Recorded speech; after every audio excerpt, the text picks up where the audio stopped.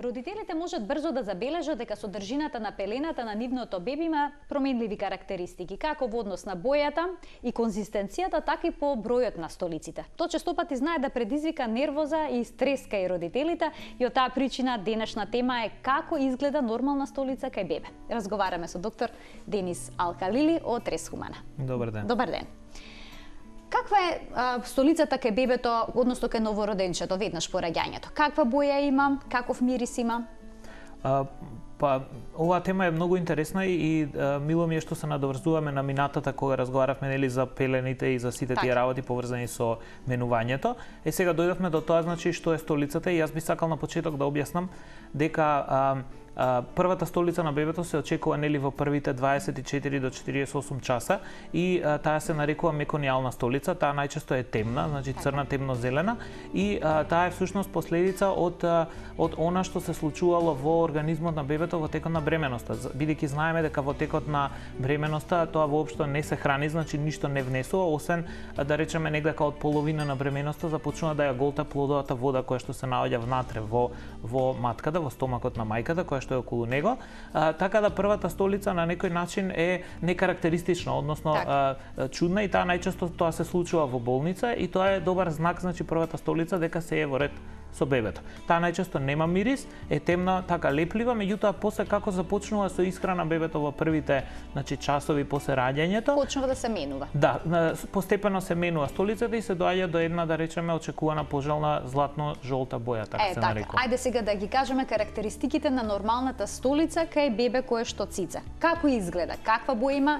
и дали има некој специфичен мирис? Јас би сакал најпрво да објасниме, затоа што тоа е навистина важно за родителите да знаат како функционира целиот тој систем. Значи бебето во текот на бременоста пред да се роди, неговите црева се стерилни. Тоа значи дека воопшто нема бактерии внатре. Со самото раѓање бебето започнува да голта и тој дигестивниот тракт практично кој што започнува од устата, завршува со аналниот отвор, целиот тој дигестивен тракт практично во првите денови и недели после раѓањето се населува со огромен број на бактерии. Сите возрастни луѓе имаат, значи, неколку милиарди различни бактерии кои што ги имаме во дебелото црево и тие на некој начин се помош на организмот, односно живеат и ни помагаат делумно во варењето на храната. Сега самата еволуција, односно промените во столицата на бебето е многу важно да сватиме дека настануваат паралелно со овој процес. Значи најпрво столицата е као резултат на млекото се зголемува бројот на лактобацили, оние што се, да речеме, корисни, кои што ги има меѓу другото и во пробиотиците, меѓутоа со млекото, значи тие најпрво ги населуваат цревата на бебето. Движењето практично на храната, односно на млекото, на тоа што бебето го внесува, движењето се одвива преку перисталтика, односно еден бавен бран кој што практично ги движи цревата постојано, значи и кога сме свесни и кога не сме свесни, значи и кога бебето е будно и кога спие, и тоа практично тој бран кога ќе стигне, значи до крајот на цревото, всушност предизвикува и дефекација, односно столица за да се појави во пелената. Така да нормална столица, како што кажавме, е златно-жолта. Интензитетот, односно колку често се случува тоа во првите недели после раѓањето, веројатно ќе биде на секоја промена на пелената и тоа воопшто не е чудно, значи дури е и очекувано на секој 2 до 3 часа, значи повеќе пати во денот. Да, некогаш има по помалку, некогаш има по повеќе, може некогаш да варира бојата, меѓутоа генерално би требало да биде таква златно-жолта. А во однос на мирисот, дали е важен индикатор мирисот? Вака сега во однос на столицата, значи кога, да речеме, ќе дојде дете со родителите ќе го донесат бебето и кога ќе бараат од нас да процениме дали има некаков проблем или не, најчесто се гледа бројот на столиците, значи конзистенцијата, односно содржината, дали е течна, кашеста, тврда или било како, и бојата исто така е многу важна, а мирисот е последен, да речеме, кој што значи нешто и најчесто нема некакво значење мирисот. Така да веројатно кај поголеми деца кои што може да имаат нека инфекција, тогаш значи се исклучително тежок мирис, односно лош мирис, значи смрдливи зелени столици, тоа е веќе знак за болест, меѓутоа најчесто кај бебињата го нема тоа. Споминавте зелени столици. Што значува зелената боја на столицата? Дали секогаш е во прашање болест или некои веруваат дека доколку има зелена боја, бебето е гладно, па веднаш му даваат и адаптирано млеко? Па видете вака, значи кај поголеми деца кои што може да имаат такви цревни инфекции, кај кои што е очекувано, не би требало да биде зелено, односно значи најчесто значи некоја болест или инфекција. Но кај новороденчето веќе е друга приказна. Кај новороденчето може да значи дека е гладно затоа што жолчката, практично жолчната течност, секретот од жолчката кој што се ослободува од цревото, ако нема доволно детето млеко испиено, односно ако е гладно, може да доминира до негде зелена боја. Меѓутоа главен индикатор за тоа дали бебето е гладно или најадено, дали убаво цица или не, сепак не е основен маркер или да речеме значајно бојата, туку многу повеќе е тежината, односно да детето се однесе на преглед и да се измери на вага, затоа што од ден во ден промена на тежината, особено ако се мери нели кај истиот педијатар на истата вага, значи некогаш и 20 до 30 грама дневно нас ни се многу добар показател дали детето убаво пие или не, без разлика на бојата. Кај малку поголемите деца, значи кога веќе детето ќе направи месец, 2, 3, кога веќе ќе да речеме ќе се воспостави нормален ритам на хранење и на работа на дигестивниот тракт, тогаш може да дојде до повремени промени, тоа се вика најчесто дисбактериоза, тоа е затоа што како што кажавме цревата се населуваат во тој период од најразлични бактерии кои што се сапрофитни, кои што се корисни бактерии за организмот, меѓутоа во зависност од тоа кои бактерии преовладуваат кај различни деца може да дојде до привремено менување на бојата на столица. Колку столици треба да има новороденче? Дали треба да има барем една столица? Значи во почеток, значи во првите денови после раѓањето, после доаѓањето дома од болница, би требало да има почесто столица, да, и тоа на некој начин првите денови е директно поврзано со тоа колку бебето пие. Значи ако пие ќе има столица, ако не пие, односно ако е гладно, ако има некој проблем со доењето или со хранењето, тогаш можно е да има помалку столици. Меѓутоа како проаѓаат неделите после раѓањето, значи тука некаде кај вториот, третиот месец мислам чини дека најчесто се случува тој проблем. Да, точно, најчесто во тој период така тогаш родителите почнуваат да бараат совети по однос на тоа дека детето нагло се намалил бројот на столиците, значи као во смисла беше на секое повивање или на секое менување на пелена, а сега 2 дена, 3 дена или 4 дена нема столица. Ова е еден интересен феномен кој што се смета за нормален, за физиолошки. Значи во тој период, значи околу вториот, третиот, четвртиот месец бебето нагло расте и особено ако е исклучиво на мајчино млеко, значи ако е на ексклузивно доење, скоро целата содржина на млекото, кое што е нели као што кажавме во минатите емисии, мајчиното млеко е идеално за бебето. Токму за тоа бебе составот е идеален, останува многу малку остаток кој што е непотребен и затоа можно е детето да има столица на 3, на 4, на 5 дена. Доаѓа бебе кое што е здраво, весело, насмеано, кое што е значи целокупно изгледа здраво, убаво пие и тежината се покачува, значи тежината е постојано нормално расте во тежина, нормално напредува, а има столица еднаш на 4 до 5 дена и тоа апсолутно не е знак дека треба било што да се прави. Тоа значи дека бебето нема запек. Многу често пати родителите велат бебето има запек, не може да излезе 4 до 5 дена. Значи во овој случај тоа најчесто не се работи за запек, затоа што како што кажав, детето добро напредува во тежина, весело е, расположено, значи нема мака и што е многу интересно, дури и после неколку дена, значи после тие 3, 4, 5, 6 некогаш денови, столицата која што ќе излезе после тие денови е повторно кашеста, значи и е нормална конзистенција каква што би требало да биде. Значи се додека е кашеста и не е оформена, за разлика од тврдата столица која што кај оние деца кои што имаат мака, кои што најчесто се поголемки деца, која ќе веќе почне со внес на она комплементарна исхрана, значи на друга храна покрај млекото, тогаш веќе можно е столицата да биде и во форма значи на тврди топчиња, значи густа и тврда и тоа е всушност да речеме на некој начин знак дека има проблем. Ако едноставно во овие 2-3 месеци возраст подолго трае без столица, најчесто е во ред. Често пати кога има една ваква ситуација кај вториот, третиот месец, родителите се обидуваат да ја нормализираат ситуацијата, бидејќи на нив тој им изгледа како проблематичен момент, им даваат чајчиња или пак прават некоја иритација. На газето ставаат врвче од топломери, ве прочитав рачка од сардела, некои ставаат сапунче, дури и чепчиња. Дали за тоа се жал. препорачува, дали тоа треба да се прави за бебето да ги испразни цревата, значи да настане дефекација? Значи од искуството сме виделе и се уште за жал е присутно тоа да навистина се користат вакви методи, меѓутоа најчесто дури да стават чепче, она што ќе излезе како резултат на тоа е многу оскудно, затоа што како што кажав, детето целото млеко кое што го пие го искористува за градба, за растење, значи за телесната градба и телесната тежина и заради тоа всушност и овие најчесто методи се неуспешни, односно се малку успешни. Во минатите емисии спомнавме дека многу е важно да на некој начин да се остави малку и природата сама да работи, односно детето самото да се научи, значи да се напне, да едноставно самото открие како што треба да направи за да може полесно да ја ослободи столицата или гасовите. До колку денови се чека? До 7 дена? До 10 дена? Има ли некоја граница?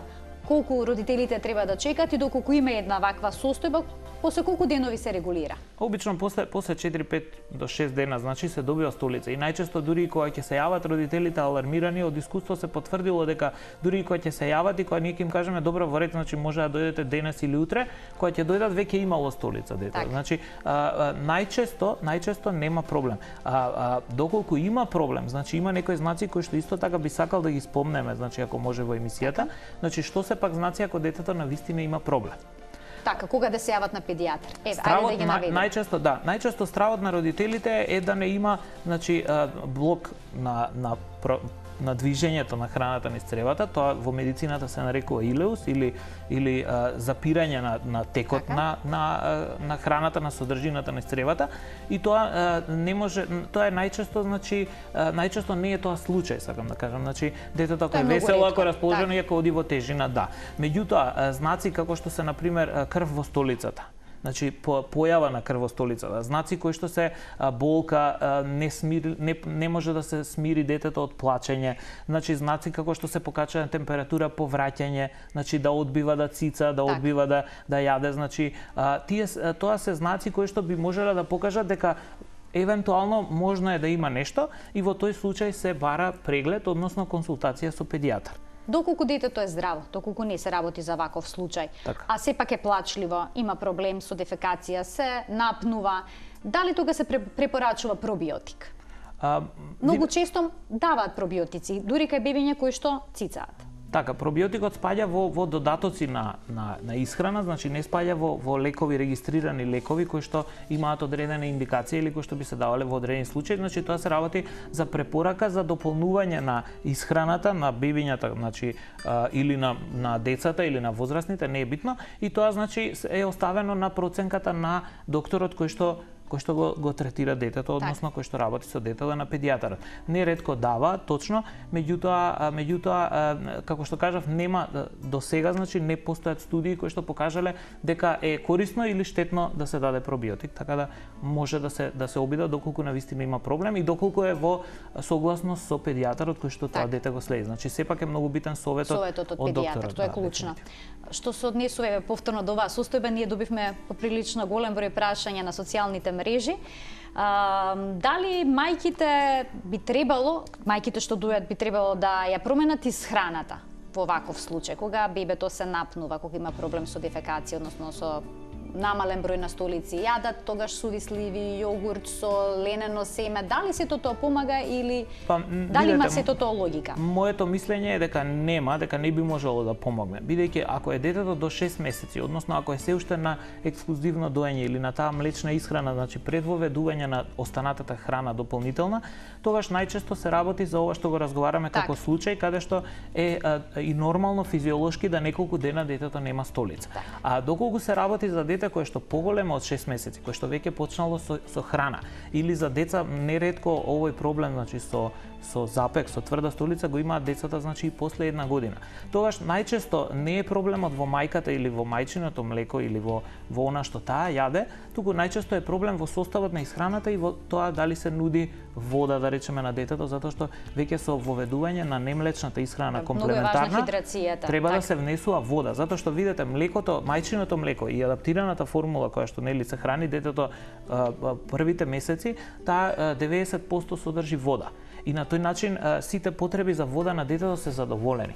Од друга страна, кога ќе почнеме да внесуваме храна, ние колку и да е течна кашичката која што ја даваме на детето за почеток, нели во првите 6-7 месец, колку и да е течна, таа сепак не е толку течна колку што е млекото и затоа организмот има потреба од вода и родителите би требало заедно со воведување на храната на детето неколку пати во тек на денот да му понудат и водичка. Так. Најчесто тоа може да биде со лажиче или со шише со цуцло или со клунче, меѓутоа навистина е важно да се понуди вода. Тоа делува директно на конзистенцијата на столицата. Исто така, да речеме, во периодот кога веќе детето поголемиот дел од храната, од тоа што го внесува како калориски внес е храна, значи не е веќе млеко, ако продолжат родителите да даваат големи количини на млеко во форма на адаптирано млеко или во форма на кравјо млеко, значи обично кравјо млеко, тогаш неретко се случува детето да има и тврда столица и анемија во исто време. Така. Ако во храната, на пример, која ќе почне да јаде поголемко дете, ако доминираат, да речеме, повеќе банани, ако доминира повеќе компир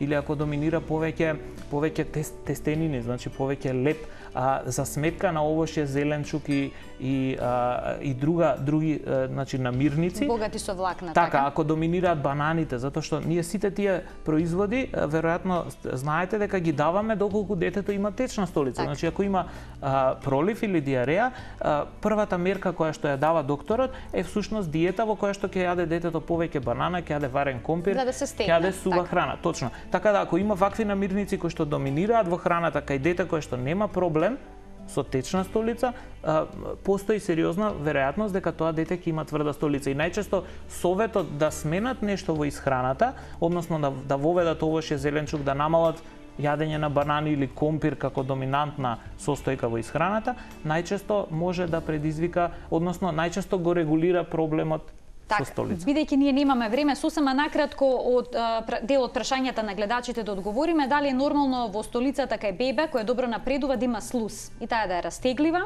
инаку бебето е доено и е на адаптирано млеко, столицата има златно-жолта боја со добра конзистенција.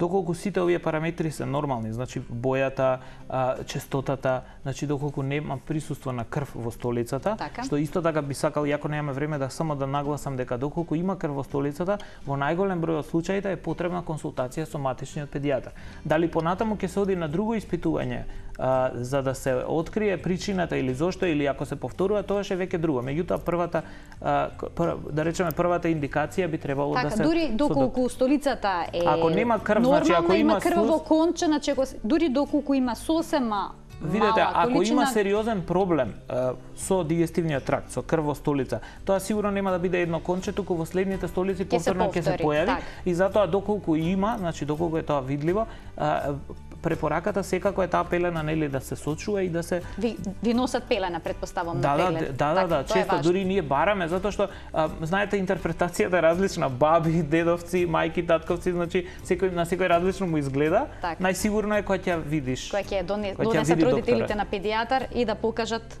што точно сметаат дека е проблем. Точно, и така ќе добијат и најдобар совет. Така, остана уште многу прашања неодговорени, би можели во некоја од следните емисии да проговориме на оваа тема столица кај бебиња.